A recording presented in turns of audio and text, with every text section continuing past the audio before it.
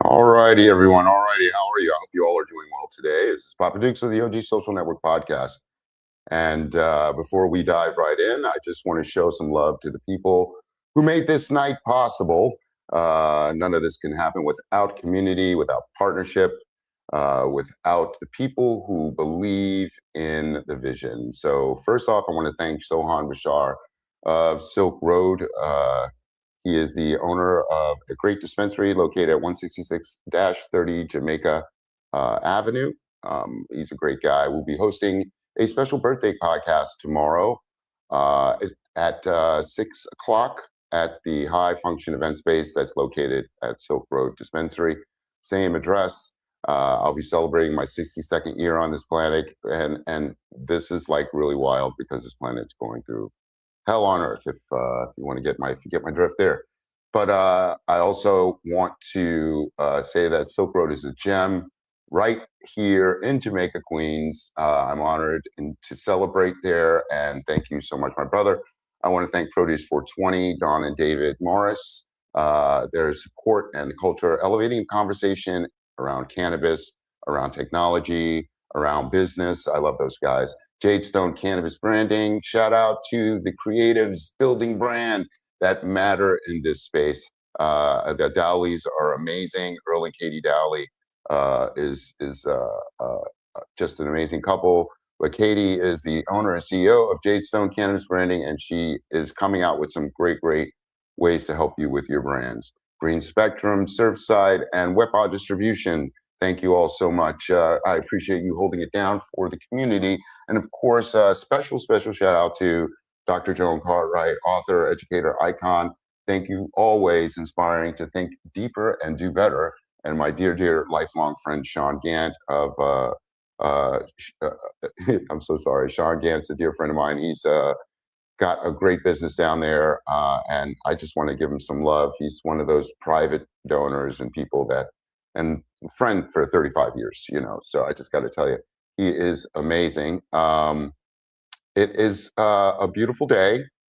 We are doing part 2 of this interview, and I'm going to introduce again Reverend Gerlyn Henry.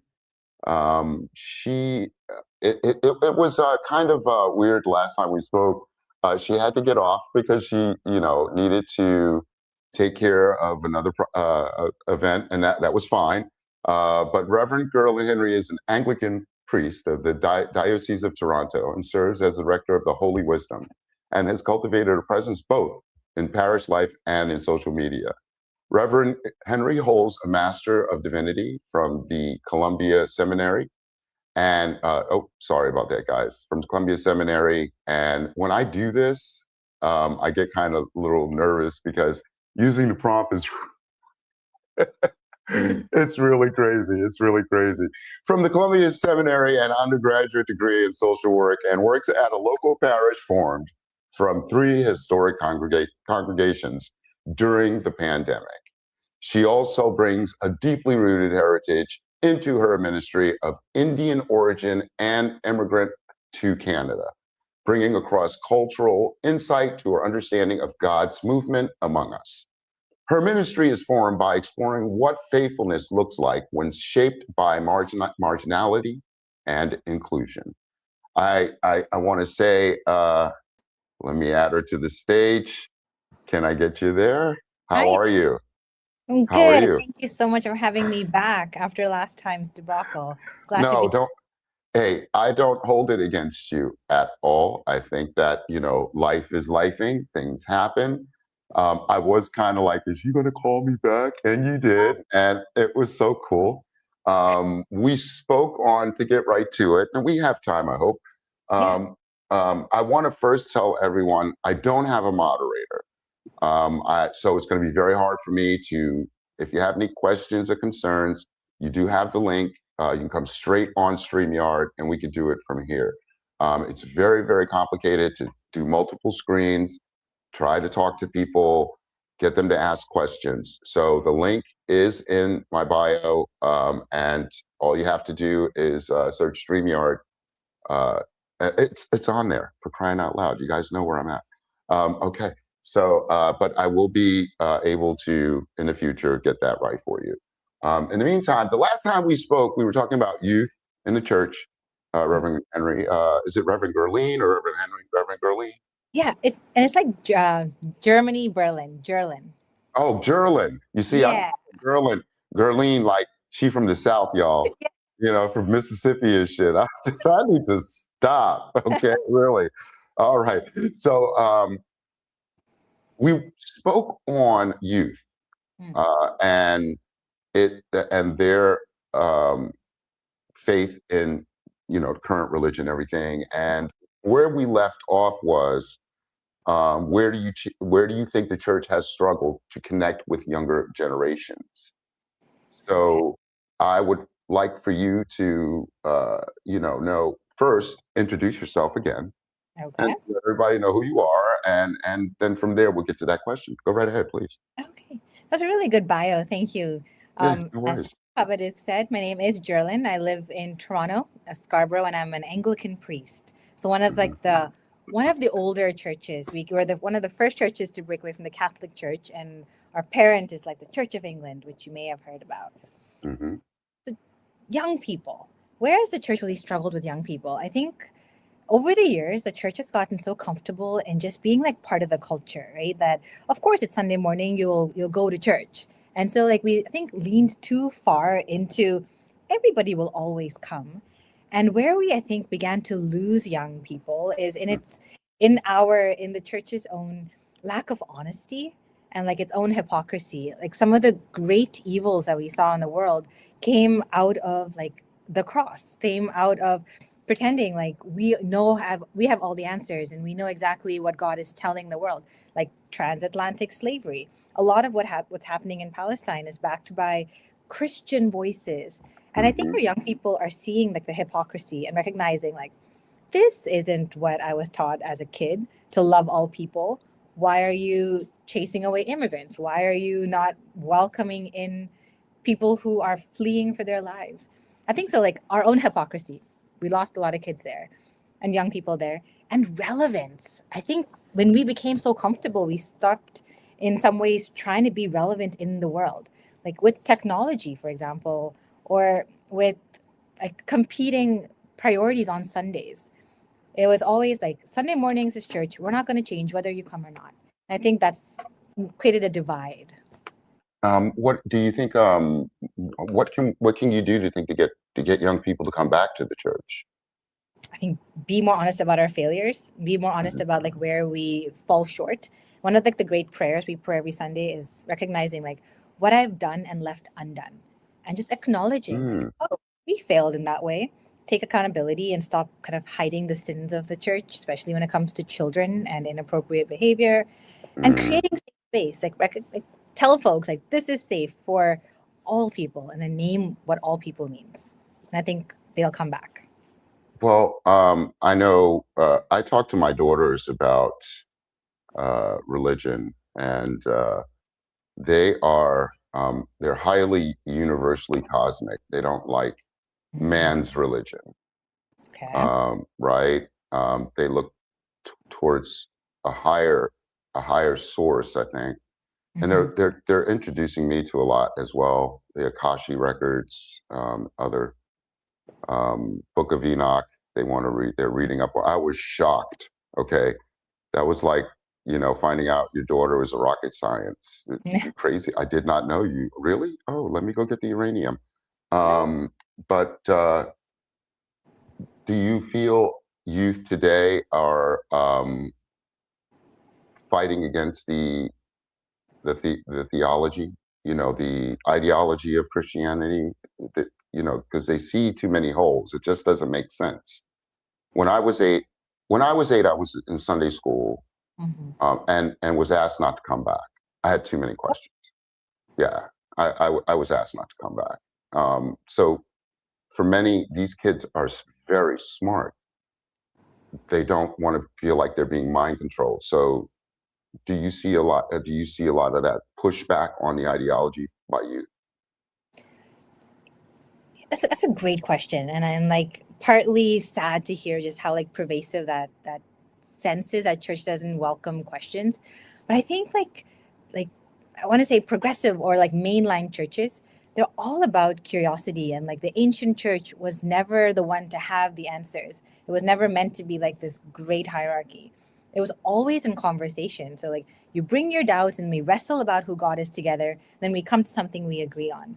So like yes, I think young people push against the dogma of the church, like the structures that are so rigid. And I think in doing so, like it calls the church to like in some ways repentance. But the way like we do church, like here in Toronto, here in Scarborough, like at least in my parish, it's very, very collaborative. It's all about bring your doubts, bring your questions, and like let's figure out who Jesus is together because none of us really know exactly. And I think that creates a good and safe space. I'm so sad to hear that your Sunday school teacher said like you can't come back because you have too many questions. To Well, have yeah. Well, this was like in the 70s. Okay, this was in the 70s. Oh, sorry about that. And um, there was no pushback. You either listened or you weren't a part of the team. Okay, highly conformative society. Ridicule was the norm. Bullying was the norm. Unless you stand on your 10 toes, um, which I learned late in life, people were just going to roll over you. Mm, So my mom uh, realized she wasn't religious; she was spiritual. mm, You understand? And so although I was baptized, both my grandmothers made sure of that. But my mother's generation is the first revolutionary generation against conformity, against mm. you know, um, the 60s, if you're familiar with the Yeah. history, right? So um, it's for me. I think that was a blessing. That was telling me you don't have an open mind. We have to figure out. Because I always ask, well, if God created us, who created God? Mm, You see, there has to be some creation happening here. So who created God? And if you can't answer that, you can't answer the rest of the questions I need to know. mm. Right? So I would go out and play while the kids were stuck in Sunday school. So for me, that was a great day.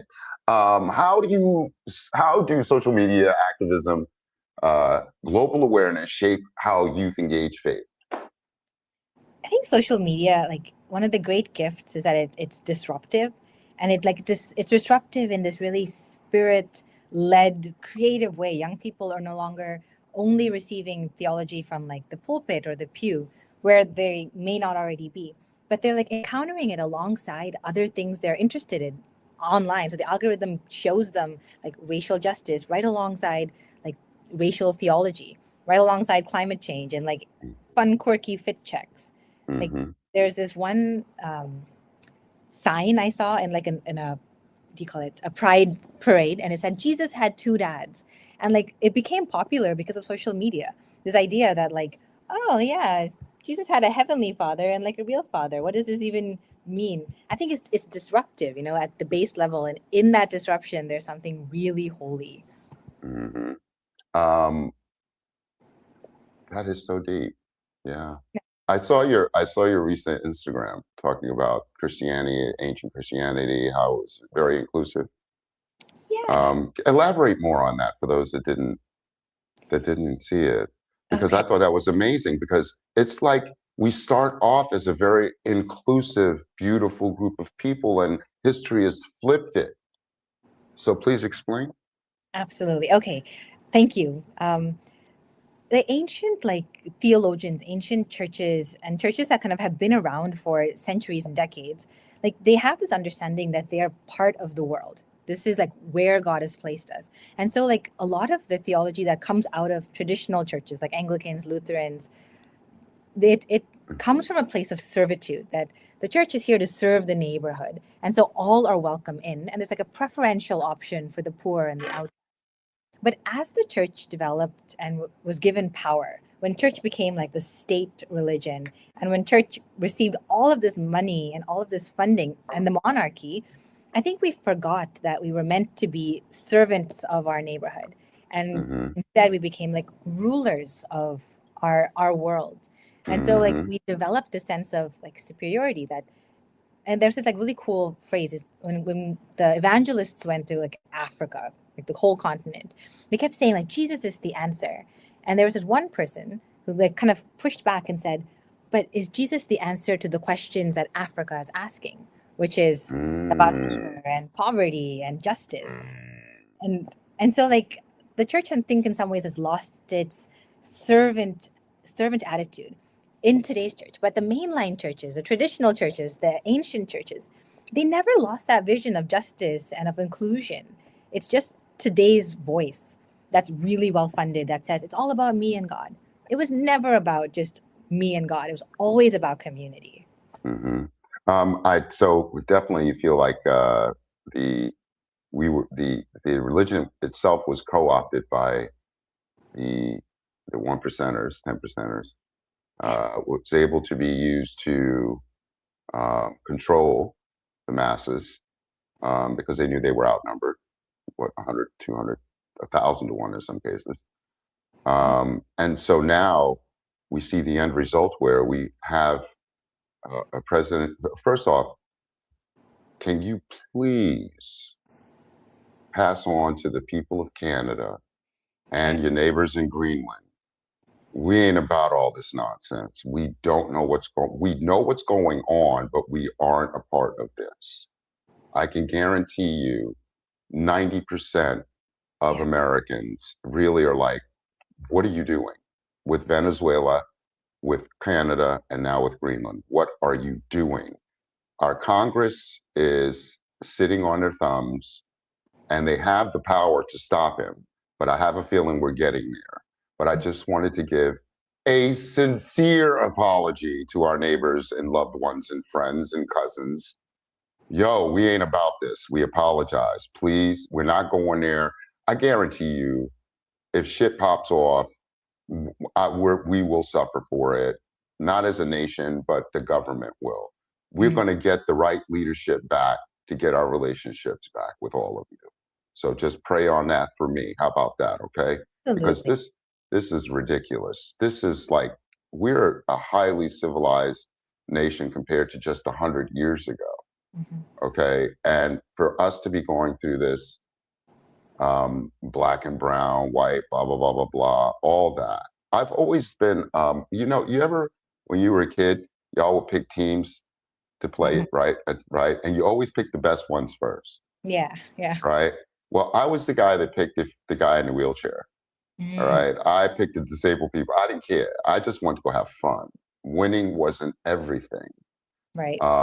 And that it's better to be inclusive, and not only that, I had gained a level of respect for the first time. I never knew what it was, and maintain that. I'm pretty loyal to people, so I don't have a problem with that. Until I'm an Aquarius too, I'll detach from you, so don't fuck with me. Excuse my language. Oh damn, I said I wasn't gonna curse. Darn Oh, it. it's okay. I did shark dart. you know. I But curse. Lots of priests curse. oh no. We have to maintain a sense of modicum in front of Yeah. the class, everyone. Got But it. at the same time, we can get off here and be like, yo, this mother, I'm saying, what's up? Anyway, if the church were to listen more closely to youth, what might need to be changed within the church? I think it's a good question. Again, I think the church needs to shift from speaking at young people to like Mm-hmm. listening with them. Like that means taking their experience seriously, especially like of those who are young and queer, marginalized, people of color, economically insecure. Like Mm-hmm. those who've been wounded by the church, like listen to their experience. And I think we need to kind of loosen our grips and rediscover our humility. Because, like I was saying earlier, we started off as a servant church. And young people are asking for authenticity. They're not asking for perfection. They're asking for participation and not for like patronizing them. Right. Yeah. Yeah. Go ahead, please. Okay. They want a church that like embodies justice, that practices the repentance that like we say in the liturgy. Because if we truly listen to young people, I think there's this well of wisdom. We find that like the Holy Spirit's already working in them. That, and through them, they're calling the church to renewal and to change. It's the young people who are, I think, brave enough to ask the questions that will lead to a revival in the church. Okay. Well, I did a poll, Okay. right? But I forgot to put it up because I wanted to show you. Okay. 75% of people would prefer to have a religious leader be a female Ooh, than a male now. interesting. And most would prefer to have a woman of color or LGBTQ for some reason. That came Hmm. up really hard because of the honesty and sincerity. The parameters were honesty, sincerity, communication, outreach, um, education, and it was like 78% women. They would prefer to go to a and most that don't even go to church Ah. would go because they feel a motherly love Hmm. of protection. I had to call a couple of people because they left some long, like, yo, what are you saying? And three of them, literally the same thing, said it's a motherly or Mm. a maternal protection. It's like more real than coming from a paternal voice. The spirit sounds more real when coming from a maternal voice as Mm. opposed to a paternal voice. Interesting. So I've never really. I'm pretty sure there are, and those that know what they're doing. I'm not putting those people that are like out there. I'm like, yo, you just got a Bible, and do you know the Bible? Have you studied it? Do you Right. understand it? Did you go to school for it? Yeah. Just you're not. Oh, you just got one, and now you starting a church in a mall. Shopping mall somewhere. Right. Yeah. I'm talking about legitimate pastors, ministers, preachers, um, people that have studied hard, that went into it. Yeah, everyone wants a female. Excuse me, they want a female voice. They want a woman to be preaching the word of God because they feel y'all are closer to God or I say the source. Mm. Okay, this is my belief. I'm not, and this is years and years and years and years. I do unto others. I love people. If I get bad, negative, toxic, I walk away. Mm. I'm touched. I'm in defense mode, but I'm always making sure we both walk away in peace. Hmm. That's as easy as I come to it. And Jesus, I know, made it as simple as possible for people to understand because they weren't that literate back in the day. Hmm. Yeah. Okay. So, you There's know, go ahead, go. there's like two Go. things that what you said just makes me think about. One is that statistics, especially in the US, are showing that more young conservative men are going back to church. And I think like they're going back to church because they see the church as like this powerful place where like the patriarchy will be lifted. But from like your statistics, it seems like those who are really yearning for safe spaces in church are leaning like women of color. But those who are Yeah. looking for power in the church are young white. I'm looking for, yeah, Right. And what's so sad is that they're misguided. Yeah. Their motivation is through fear. It's 400 years of this shit. Excuse my language. Damn it. Gosh darn it. It's, it's 400 years Yeah. of this mental conditioning of being told that you are better than them and Right. don't let them take that, and not realizing you're a very small, minuscule minute of a part of a human history. Yeah. And for you to think that you're better than everyone that has been around for thousands of years and you've only been around for so many, and I'm talking about the Mm. country, couple of hundred, it's hubris at best.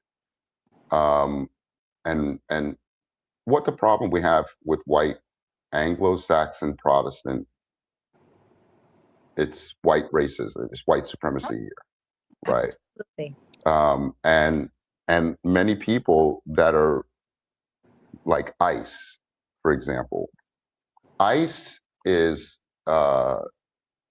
ICE has people who were bullied or were bullies, people that have low intellectual academic skills, social skills, people that can't pass a physical test if you tried, and want to have a superiority complex. Mm.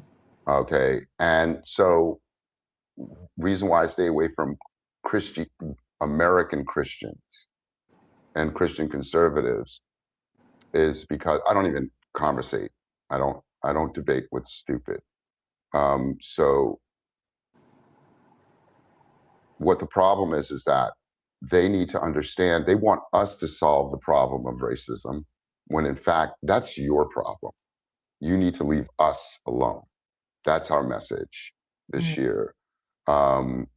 So we, again, the mass majority of people want to see their religious doctrine being spoken to by women. Yeah. All right, because you have a closer nature, I believe, to God. Mm. Men are too close to God, but we kind of earthbound, Mm. if you know what I mean. Yeah. And it's not bad either. I firmly believe our souls are brought here to learn something, to experience something. I don't know what it is. I have no clue. I'm at the I'm walking into my golden years, Yeah. right? And so mortality is hitting me hard. Oh. I'm going to bed at night now thinking, where will I be after this? Mm. You see, what is it that I can is I hope it's not darkness. I would love to be able to go someplace where there's light and a field and some weed, Yeah. to sit back and chill and be with around those that were experience that life. I hope that's great. If not, no big deal. I had fun. Hmm. That's where I'm at. But I am shocked at how the world is becoming, through the actions of one person. Yeah. One person. How are you all dealing with that up there? You know, I I think in the first term that Trump was elected, we saw this like unveiling of like racism in the US. And I think it was in some ways a gift, right? We were able to recognize like, oh yeah, like all these years when people in the US said, oh, there's no racism here, there's no misogyny here, it kind of unveiled like, yeah, the US has like really deep rooted racism and like really deep rooted misogyny. Oh my God. Have So you ever, I want you to do me a favor, not to cut you off, and I want to say you need okay. to get this book called Black History AF. I don't want to curse again. Okay. Black History AF. Now, all of that information I read as a child. Mm, yeah. So I'm just saying, but go ahead. What were you saying? Yeah, I mean, people of color have always known this, have always said, like, yes, there's racism. And it's like the majority, the white folk, the people who are new to reckoning and being like aware of their world. It was them who was saying, like, no, like the US is great, equal opportunity for all. So I think back then it almost felt like a gift in some ways that, okay, we're unveiling this racism and everybody will see it, will have to reckon with it. But the second election, right, the fact that he came up a second time, I think has left Canada and lots of Canadians feeling both demoralized in almost seeing like, wait, you had an opportunity to have a glimpse of this and to see the fallout of that. And within like moments of him coming into office second time, an office that you anticipated. And it was, I think, in some ways very self-preserving that like, oh yeah, Trump won't come after me. I am not poor. I am not an immigrant. I am not a woman. And then you see like one by one, like everybody is at the risk of being targeted by this administration. And I think finally people are coming to recognize like, oh, I may have made a mistake. And I think there's in Canada, there's some demoralization, there's some anger towards the US for sure. But in the protests, in the resistance, I think Canada also recognizes that there's hope, that this isn't the end. Yes, it's only been 8 months and there's already been so much turmoil, but right alongside the anger, there's some hope that the people of the US won't let this happen for the next 3 years. Well, I'm going to tell you, yes, there is hope. It's called the midterms. All Hmm. right. And what we're going to do is we're going to mobilize and organize, mobilize and push out we're going to push out politicians that accept APAC money. We're going to push politicians that excuse Trump for and his administration that support him. We're going to push for getting the Congress back, which is the House of Representatives and the Senate. The Senate is already like, yo, we're not passing any more bills. We're not doing anything. We're done. We're not going to war. They're even thinking about impeaching him themselves. All right. So what we need to understand is that, and people need to understand this. We have the power. Yes. All you got to do is stop spending. Think about it. Save your money. Put your money away. Take care of your kids. If your kids want something you can't afford, tell them the truth. My daughters, I got to give them props. I don't know whether it had something to do with my ex-wife, their mom, because she was like hardcore. But whenever they asked me for something, I immediately would be on their level and I would explain, and boom, they'd be like, no problem. They never gave me a tantrum. And all you need to do is talk to your kids, explain to them, let them know that we need to take a step back, take control of our finances, our credit, our lives, reorganize. It's a huge reset. There's a huge reset of wealth already happening between the 1% and 10%ers. Right. Now we have to do the same thing. Stop spending unnecessary money. Stop buying shit you don't need. God, that's the fourth one. Stop. Stop. Take control of your willpower. Have some willpower. Last year they did a boycott, no shopping for the holidays, whatever. Yet a report came out. Oh, they spent more money this year than they did last year. Yeah. Right. So if you're going to boycott, do it right. And there are local businesses that have great products and services, maybe a little bit more expensive only because of the situation they're in. But you probably have a better relationship with them as well. And you're supporting your community. Also, anti-corporate ideologies need to go. Labor unions need to come back. Our mayor, Zohran Mamdani, in the first, 18, 19 days, has been kicking butt. He's just, he has been doing an amazing job, and I'm glad I voted for him. So yeah, I did vote for him. I like, that was the first thing I did that morning. Oh, no, that's not true. The first thing I did was roll a blunt. Then I went to go vote for him. Okay. So I'm a pothead. So I've been smoking. I think I will say this: smoking weed has kept me from catching several cases. So I would say, okay. and prayer, meditation. But getting back to, I want to talk about your trip to Palestine. Okay. What was that like? Because you had long flowing hair. Then Yeah. I'm like, what? And then you went to that, and then everybody's like, oh, she got that good Puerto Rican hair. Yeah, people. So what happened? Tell us what was going on. So the Palestine trip was this with this organization called Sibil, and their kind of hope is this ecumenical interaction. So they bring people from around the world to see what's actually happening on the ground in Palestine, so that they can go back and like witness and tell the truth about what they saw. And that's kind of like one of their big ways of existing.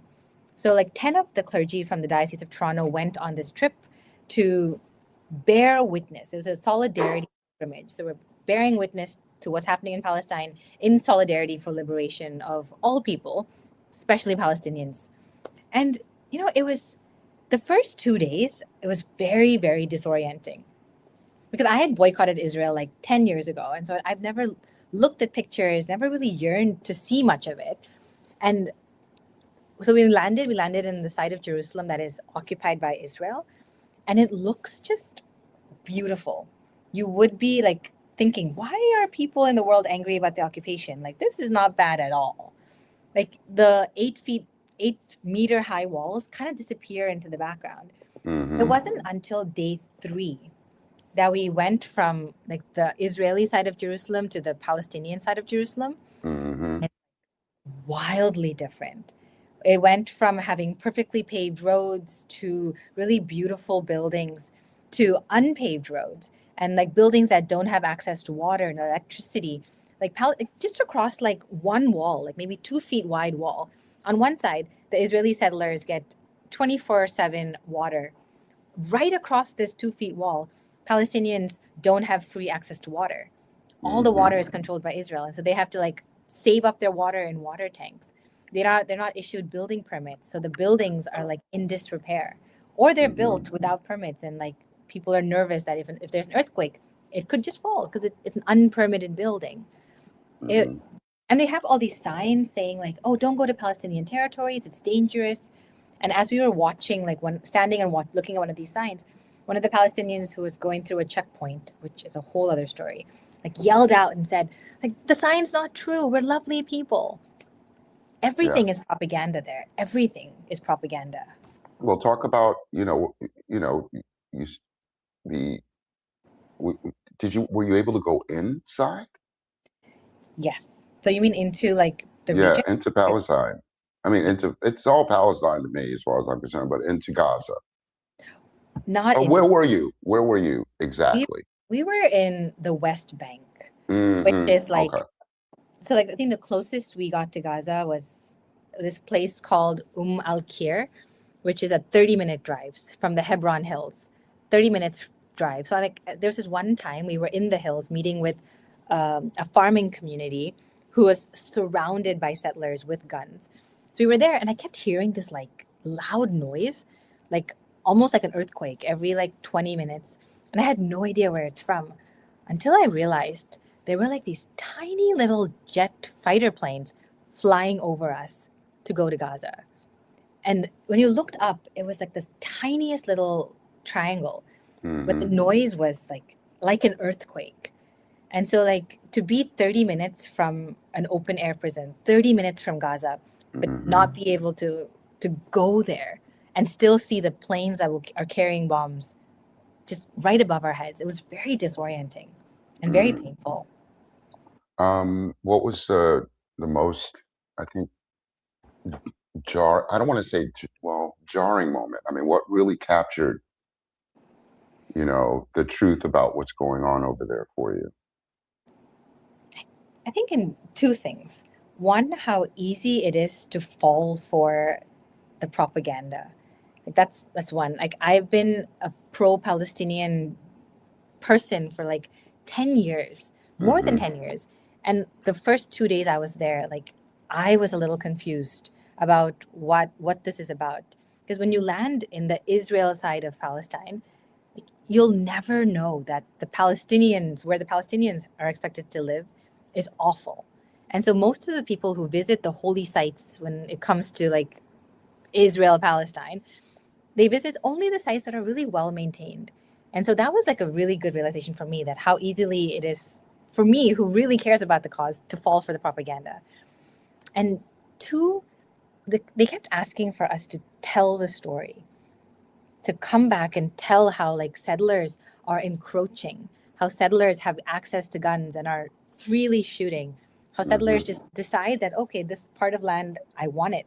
And so they just build little caravans. And then a week or two after they land in this random piece of land, Israel gives them a road and water and electricity. It's a strategic overtaking of Palestinian land. Of course. If you look at a map from Right. 1948 all the way now and just do one of those time lapses, it's obvious. The issue is it goes back almost to the 1800s, but it's long story short, it's just a form of imperial colonialization. None of the these are Ashkenazi Jews from Eastern Europe that were not wanted in Europe after World War II, and we push out one people to bring in another. And for us Americans, we're just now realizing the money alone that we've sent has been astronomical, and that money could have taken care of healthcare, housing, education, everything, and still have plenty left over. In fact, I find that we are in debt because of Israel. Oh. And Yeah. most of the forever wars we've had over the last 50 years is because of Israel. John Kennedy warned us about AIPAC in Israel. Before that, Eisenhower warned us about the industrial,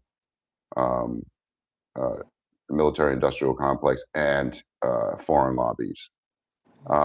These last two presidents.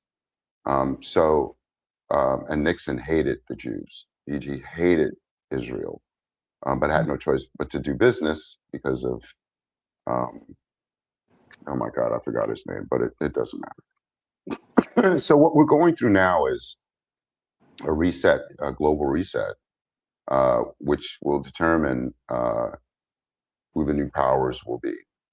For us, on our side, we do our part by making sure the midterm elections go through, and that we're back in good grace with the global community. But getting back to Palestine, I mean, like, how did you feel when you left?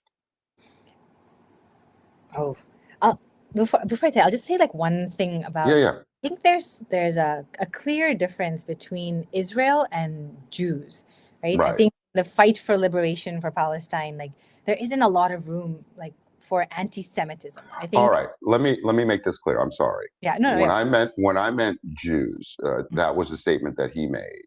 He really meant Israel and the Israeli lobby. I apologize about that because, like, look, this is also how I feel about humanity. Okay, and I'm trying not to say no curse words. Okay. Yeah. Everybody has their negative people and their positive people. Okay, I am not divisive. New York has an amazing, beautiful Jewish community here. Yeah. We love them.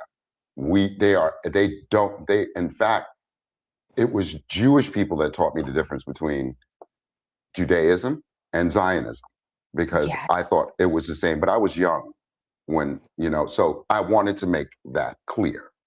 It is not the whole group of people. Me, myself as a minority person, as a Black person, a mixed color, that would be ridiculous to even think that way. Okay, so I wanted to make that clear. All right. Thank you. I think that's really. I fully support that, and I think it's really. No, it's the assholes. We all have Yeah. assholes in our group, and I'm tired of it. Okay, really. And it's not Trump I'm blaming. It's everybody that is supporting him, Yeah. including the voters. Okay, they're the ones that initiated all this nonsense. So go ahead. I apologize. Like Hebron, one of the most militarized parts of the West Bank that have a ton of settlers. Like the largest donors to support the violence in Hebron came from the Hebron Fund in the US. It is our money that's making Israel possible. So Hmm. how did I leave? How did I feel about leaving? I think I felt a few things. I felt deeply inadequate that I've seen and been given the opportunity to see and experience and hear the stories of Palestinian people. And I felt like, how am I going to come back and like really tell that story? And I've tried really hard to like consciously make an effort to tell the story, to bear witness whenever the opportunity presents itself. I felt really, I don't even know if sad is the right word, right? I felt sick to my stomach to know that I'm going to get on a plane and not fear for my life. I'm going to get on a plane, and the only thing that like I'm really facing upon my return is people saying like, oh, like you don't really care about justice, or there's two sides to the story. But I'm leaving behind a people who are daily having to wake up, fight for their land, fight for their lives, fight for their children. It's, Hmm. but the ask was simple: tell the story and ask people to visit. And so, like, those who are watching, like, now that you've heard the story, go and visit, go and put your feet on the ground, feel that earth, feel the stones being smoothed by millions of people having walked there, and then Hmm. stand in solidarity. Well, we are praying for the people of Palestine. I've done a lot of research where it left me like 2 weeks depressed, where I had to stay off. The one scene that stays in my head is the little girl walking through the fire when her school was bombed. So, and God knows, oh no, there's so many more. But it's horrific what's going on over there. It's kind of like, damn, we just had. You would think from people that went through that, why would they do it to another people? All right. That and it's the administration. But then on the other hand too, we've seen a lot of footage of normal Israelis, very pro-Israel, very anti-Palestinian. Yeah. In fact, if that was going on over here, whoa, it would be like back to the 1960s and 50s again. Right. So we as Americans understand what's going on out here, and we realize now we have to vote for the people who look out not only for our interests, but just for the global majority as well. Hmm. Um, and so it's for me, this time is like, I'm very concerned about my grandchild, his adulthood, what he's going to be going through, my kids, my two daughters, Hmm. what they're going to go through. I'm so glad I raised, you know, um, a, independent, aggressive women. um, they're not victims. They refuse to even do that. So I love that. And they're very vocal. Um, so what is going to be going on in the future with you? Uh, Reverend Gerlyn, what's going on with the Anglican Church? Say, if I go up there and visit, do y'all have barbecues? You Oh, know, or do I have to go up there and barbecue for y'all? Let me know. I'll make it happen. all right. What is the future of me and the church? I think the future of the church is bright. We are a declining church because, like, I think because of our sins and the ways that we've become irrelevant in some ways. But I Hmm. think the future is still bright. I think there is a renewal in the church because of young people, especially, who are asking questions, who are probing us to be more relevant, and because of progressive theology. I think the Bible and the church is a really good, safe space to be. We just have to reclaim that message again. Hmm. Personally, Hmm. what's going on with me? A couple of cool opportunities. I'm doing a Palestine series online. And I'd hoped that it Mm. would reach 1 million people with 15 videos. And I'm on video 9, and we're already like at 2.3 million, which Oh, is okay. so good. It shows that people are yearning to listen to the stories. And I feel like that fear I had that I wouldn't be able to tell the story sufficiently, I'm like living into it, and it's working out. What else is happening? I'm going to Turkey in a few weeks as part of a Global South conference on anti-Zionism in Hmm. Asia, which is kind of like Hmm. my first influencer trip. Okay. Yeah, but Okay. it's really cool that that's like for Palestine. Oh man, that's beautiful. Well, I definitely want to have the podcast be involved in that and helping you, get the word out. So all you have to do is just let me know, and I'll put it on my website and make sure people get to it because I'm developing a very strong network of people, advocates, activists, good-hearted people, like-minded people that want to be able to change the world for the better. Mm. Simple as that. Nothing crazy. The podcast itself is a very inclusive platform. You can be far right, far left. Just don't be crazy, and talk facts, Yeah.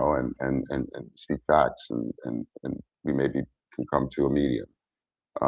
But I do want to just thank you so much for taking the time out and finishing our part two, which I thought was a great interview. I loved it. Thank you for Um, the and invitation. and I want to, talk more about it. In fact, we can exclusively talk about what you're doing, the Palestine documentary that you're doing as well. Yeah. Um, I really want to continue our conversation, and please let the people know up there and your neighbors. We down here trying to stop this man. Relax, just pray for us as we pray Yeah. for you. You Will do. know, and I, I just hope the world works for the better. That's all. So, thank you so much, Reverend Gerlyn. Thank you. This was the first pro marijuana like platform I've been invited to, and I was a Really? little like nervy, but I'm so glad we got to do. No, if you have a couple of minutes, we can Yeah, chat. I do. Um, you know, the stigmatism around cannabis is, of course, through again a racist and white supremacist ideology. Okay, um, and also too, uh, it was also a commodity that competed against too many other Mm. industries, right? So to let everyone know, I'll put it to you this way. Okay. I went last year to a function that was held at a place that was very nervous about having this cannabis event there. By the end of the event, I asked the lady, because I hosted a podcast there, and I asked the lady, um, how do you feel about now having cannabis events? She said, I would prefer to have a cannabis event than any event deals with alcohol. Do you know how much vomit we have to clean up in the back? It's ridiculous. You people left the place cleaner.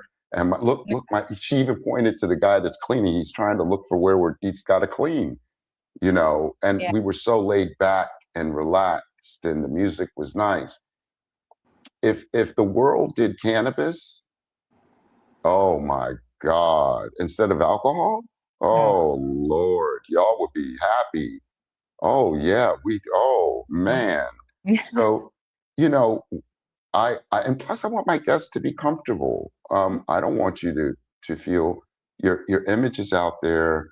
There has to be respect. There are other questions I wanted to ask that I think that were appropriate, regarding the Anglican Church and its history. Mhm. Because I'm seeing the good that you're doing. I'm seeing, go to her post, guys. Oh my God, it's at Gerlyn Henry, correct? On IG. Yeah. And you see her post, and it's just a bright day. Yeah. It's a bright day. You're giving people solid spiritual messages. You're not preaching. You're just delivering a message. You're hanging out with people. You're a beautiful looking person, thank God. Yeah. No, not that, and that's another thing too. We are image driven as well, Mhm. right? So, which is bad, I think, in some cases, because we need to open our minds more to others. But you just deliver your poster are good daily affirmations. Good. Thank you. Okay. Share a quick story before I go. Yes, Okay. please. So cannabis is legal in Canada. It became legal, I think, 6, 7 years ago. Mm-hmm. And right across from where I live, so I live in like the church rectory, and right across, we like 200 meters away, we have like a weed shop, right? And when I go, I don't ever like go in my collar. I usually have like a hoodie on or whatever. I'm just like dressed like a regular person. And I remember this one time, I walk in and I see in the store somebody else who comes to like a lot of my church events. Right? And I'm immediately feeling a little like anxious, right? Just in myself, I'm like, oh gosh. And he's not he's not a big talker, but he like shadow boxes a lot. For some reason, he just like punches the air, and it was making everybody in the store nervous that like he was there and he was like shadow boxing. And I had this like dilemma, right? Do I like disclose to this cannabis shop that I am the Anglican priest and I know this guy and he's harmless, or do I just let them look at him like he's a stranger and ask him to leave? And it took me like my own courage and a lot of my own like nervousness to like go up and say, oh, I know him. I'm the priest across the street. And they're like, oh, you're the priest. And like to like wrestle with this image of like, do clergy do weed? And like, at least this one does, right? And like to have that moment of authenticity. And all he did was like looked at me and he just like nodded. And then he bought his weed and left. And it was this moment I like still hold as a moment of my own repentance and like my authenticity, that I could have abandoned him for my image, but like I worked through the worry. And You like, see, that makes you a better person, man. Yeah, I love that. I love that. You see that I know there are people out there. We need more exposure of people like us. yeah. You understand? And I just think that's why all the people I've invited on the podcast, and it's been predominantly women. Oh, Yeah, it's really awesome, really. But the, their energy, their message, it just exudes. We need more of this, for yeah. me, Yeah. you know. And with well, there were some funny questions I wanted to ask you. Well, it was a question that was posed last on the last show that I didn't get around to from a couple of them from people that were watching. Okay. They saw that you were wearing a wedding ring, so you could be married. Yes. Anglicans can marry. Okay, right. Okay. And do you have kids? No, we do not have kids. All right. So will you be having? Because as a grandparent, I want to see some children. You should talk to my dad because he wants children. Yeah. But we're still discerning if that's right for us. Yeah, I understand. We're not putting no pressure on you or nothing, but I'm going to call your parents and say, put pressure. Oh, Shit, every week. the ideology alone, she's going to raise some kids. They're going to have some good kids. We need more great parents because we got some ghetto parents out here right now, all across the board, But I wanted to talk to you about one thing. Oh my God. Okay. It was a documentary I saw about India and how dispassionate its society can be towards the poor, the young, why people leave are I just saw it. I didn't do any. It was more from an emotional standpoint. Were you raised here or in India, or in Canada or in India? I was in India till age 6, and then I came to Canada, but then went back as a teenager for a while. And Okay. I really struggled with that, like the lack of empathy and compassion for people. Is your question like, why is that the case, you think? Yeah. Why is that the case? Because I mean, like, I've never been there and I want to travel the world. I would love to see different places, different cultures, understand. I don't want to have any misconceived notions or judgments, anything, because shit happens in the world, Yeah. But why do you think that is? Okay. I think I'll answer that in like a threefold. One is like systemically and governmentally, there isn't a basic standard of living. There isn't a minimum wage. And so like people could work for a whole day and leave with like $2. And because there's no like standardization. And so once you're in a cycle of poverty, it's very, very difficult to come out of that cycle. And on top of that, and so when you have kids, like they also have to like pay for school. And so they can't pay for school with $2 a day. And so like it's a cycle of poverty. So that's one. There isn't like a governmental standard of living. On top of that, there's a system of caste, which segregates people based on their birth. And you can identify someone's caste very easily by their accent and their last name. And so I remember one time when I was a teenager, this person asked me about my dad. And so like I kind of told them, and immediately he stopped touching me. Like he wouldn't touch the salt on the table that I had just touched because he felt defiled it. Because he recognized, oh, like this person with this last name must be this caste, and I'm above them, so I won't touch her anymore. And it was my first like realization that caste permeates every part of your world. And so if he can't touch the salt that I just touched or chose not to, then like we have two options. Either I stop touching the salt and like remove myself, or he sets up private space without me, which takes away any opportunity I have for growth. That's two, the caste system. And three, I think it's the wealth disparity. Once you're that rich, you stop seeing people for people. They only become products who serve you or are served by you. Like we have massive buildings right next to slums. And I think we see some of that in like here in the West, like neighborhoods that are vastly wealthy right next to neighborhoods that are very poor. And you just like cross over a 2-minute drive, a 10-minute drive, and you see that disparity.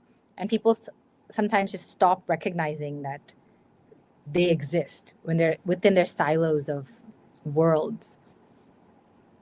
I don't have a comprehensive answer, but No, I think the answer that you gave was more than enough for people to continue the conversation and to learn more about societies that we have a caste system.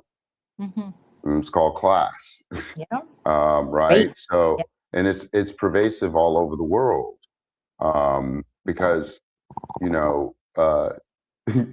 it's just, well, the next generations are going to have to deal with it because we can't change it right now, but we can inform them and let them know it's bullshit, it's BS. You are just as capable as anyone else. I told my oldest daughter wanted to get into medicine, and I looked at her deeply in her eyes and I said, honey, pick something else because you don't have the brains for that. She doesn't. I'm truthful. I want you to follow your path, but let's be realistic about what path you're walking. Because one, you never studied science. Where's the heart? She picked the right side. Stuff like that.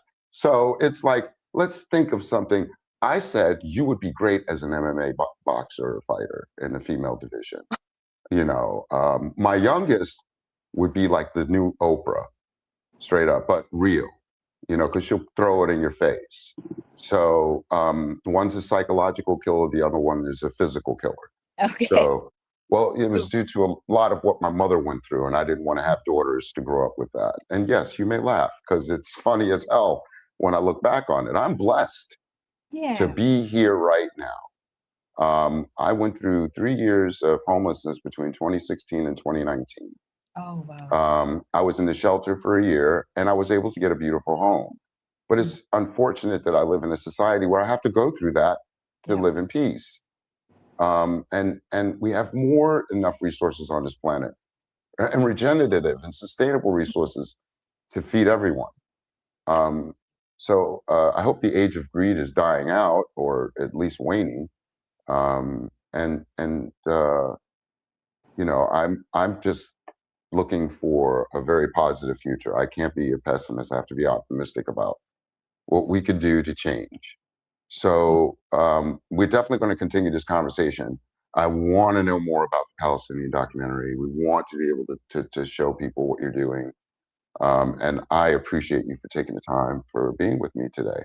I really Thank you do. for the invitation. Glad to. Yeah. Thank you. Thank you so much. So, and where can people contact you if they want to reach out? Online, it's at Gerlyn Henry on Instagram. Instagram? Hmm. On TikTok, it's Reverend Rev.Gerlyn. And then if you want to reach out to my parish, if you're in Toronto and you're looking for a church, it's called Holy Wisdom in Scarborough. Okay, definitely. I hope to get up there one day. How far? Wait a minute. So Okay. where? Oh, in Toronto. Yeah, I know where it is. All right, I can go straight up. Right, I got it. All right, Yeah. I'm in New York, so I'm trying to figure out the highway.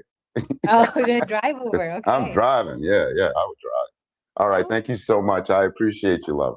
Have a thank you. great evening. God bless, and we'll talk to you soon. I look forward to it. Bye. Thank you. Hey, everybody, I got to tell you, that was a great interview. Speaking with this beautiful lady, she is probably one of the nicest people and realest people I've met this year, starting the new year off. I do want to be able to give shout outs to my sponsor and show you some great commercials. So we'll be right back. At Proteus 420, they provide high quality services and educational resources to support your growth and help you thrive in the cannabis community. Efficient inventory management ensures you maintain a reliable product supply and avoid stock shortages. Their point of sale service tracks sales activity, helping you identify best sellers, top employees, and valuable customers. Stay compliant with built-in reporting, alerting you to the latest state and local regulations. With payment processing, accept payments seamlessly across various methods, including cash and debit.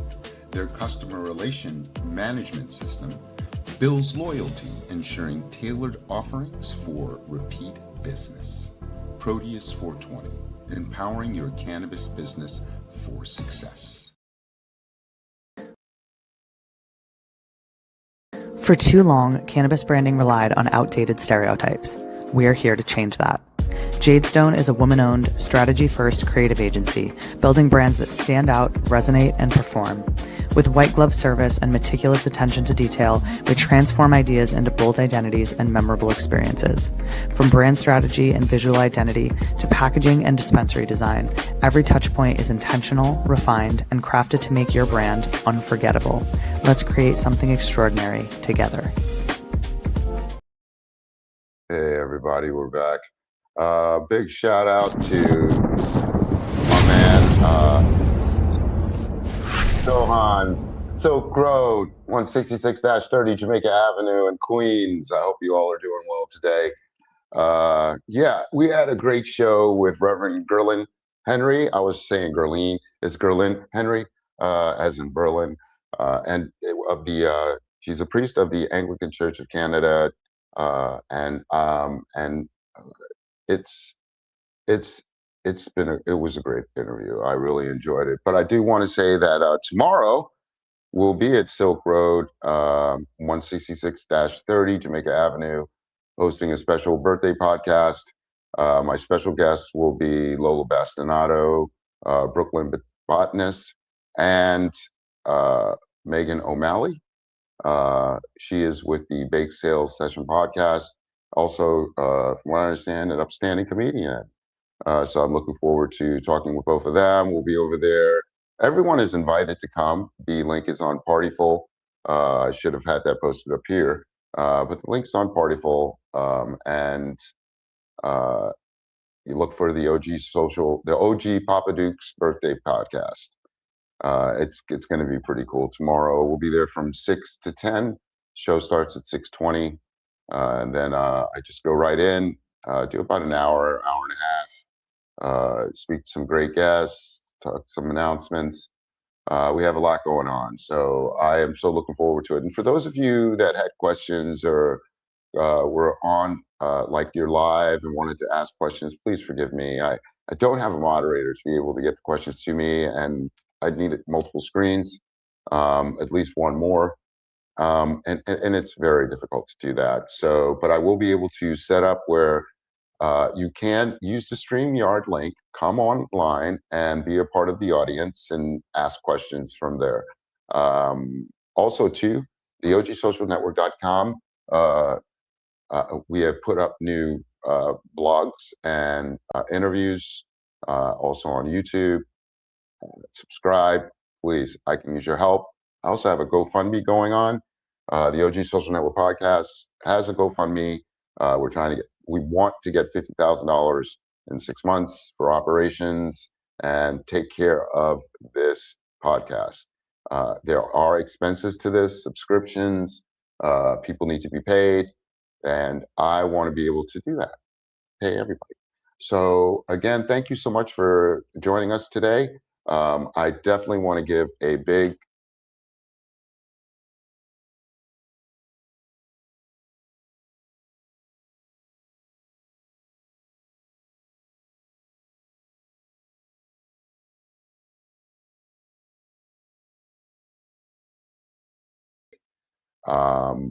to be able to prepare for this tomorrow. I'm preparing for our next show tonight, for tomorrow.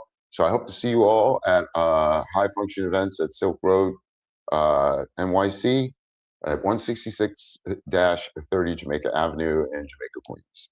Again, thank you all so much. It was definitely a good show. I gotta say, y'all, we're gonna be moving forward. Things are gonna get better. Be at peace. I will be putting out more shorts regarding ICE, regarding